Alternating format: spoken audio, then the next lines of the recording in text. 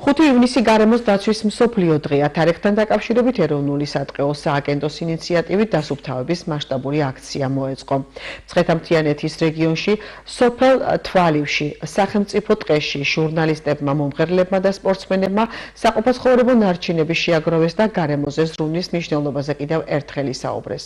გარემოს დაცვის მსოფლიო დღე ერთ-ერთი მასშტაბური ღონისძიებაა და წლის განმავლობაში არსებულ ერთ-ერთ აქტუალურ გარემოს დაცვით საკითხს ეძღვნება. 2026 წლის გარემოს დაცვის მსოფლიო დღის მთავარი გზავნილია. ბუნებით შთაგონებული კლიმატისთვის, ჩვენი მომავლისთვის. გარემოს დაცვის მსოფლიო დღე 1973 წლიდან გაერთიანებული ერების ორგანიზაციის ინიციატივით იმართება.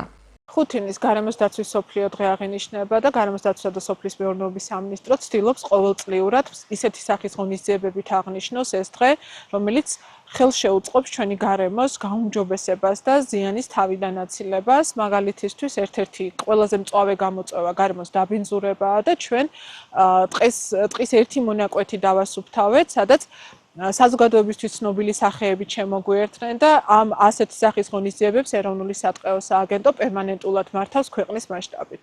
სამწუხაროდ დღესაც არსებობს ჩვენს ქვეყანაში ადგილები, სადაც ადამიანები თავიანთი დაუდევრობის გამო ასე ექცევიან ბუნებას, ამ ულამაზეს გარემოს ანაგვიანებენ, აბინძურებენ.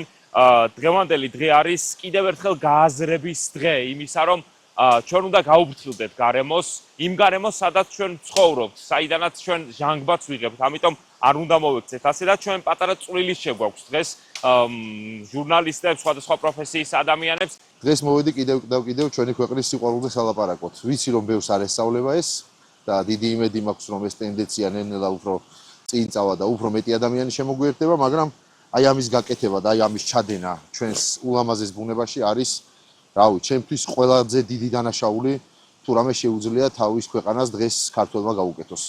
არ შეიძლება ამეების დაყრა ბუნებაში. გაუფრთხილდეთ ჩვენს გარემოს, იმიტომ რომ აქ ჩვენმა შვილებმა, იმათმა შვილებმა და კიდევ უამრავმა თაობამ უნდა იაროს და გაატაროს ძალიან კარგი დრო და რაც მთავარია ჯერ გვიანი არ არის.